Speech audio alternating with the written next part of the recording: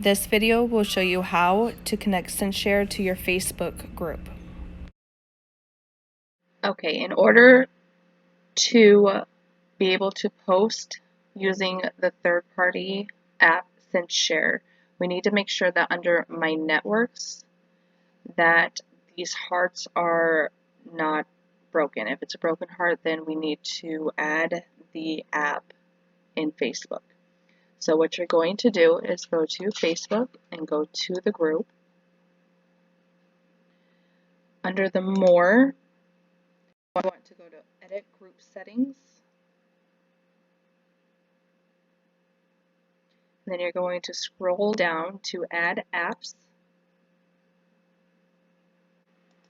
And then we want to search for CinchShare and click on that and then hit Add and Done. And then you're going to scroll down and hit Save.